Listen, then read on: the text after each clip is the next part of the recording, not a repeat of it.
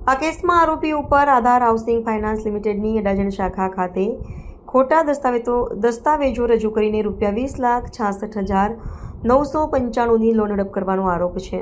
આરોપીએ કતારગામ વેડ રોડ પાસે આવેલી એક મિલકત જે વાસ્તવમાં અસ્તિત્વમાં જ નથી તેના પર ખોટા શેર સર્ટિફિકેટ બનાવ્યા હતા. આ ખોટા દસ્તાવેજોના આધારે અશાંત ધારાનો હુકમ મેળવી અન્ય સહ આરોપીઓની સહાયથી તે લોન મેળવી હતી, જેની રકમ આજ દિન સુધી ચૂકવાઈ નથી.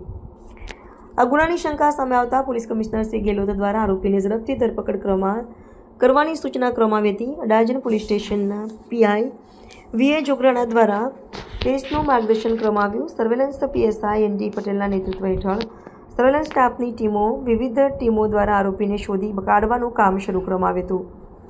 આ કાર્યવાહી દરમિયાન સર્વેલન્સ સ્ટાફના હેડ કોન્સ્ટેબલ દિલીપભાઈ બળવંતભાઈ અને પોલીસ કોન્સ્ટેબલ હિતેશકુમાર હીરાભાઈ દ્વારા ટેકનિકલ સર્વેલન્સ અને અંગત બાતમીની મદદથી આરોપીની ધરપકડ કરવામાં આવી હતી. પૂછપરછ દરમિયાન આરોપીએ કબૂલાત કરી કે તેણે વર્ષ 2022માં જ્યારે તે આધાર હાઉસિંગ ફાઇનાન્સ લિમિટેડની અડાજણ શાખા પર મેનેજર તરીકે કાર્ય કરતો હતો ત્યારે આ ગુનો કર્યો હતો. આરોપી અન્ય સહ આરોપીઓ સાથે મળીને આ જાતના બીજા ગુનામાં સંડોવાયેલો હોવાની શંકા છે, જેની તપાસ હાલ ચાલુ છે.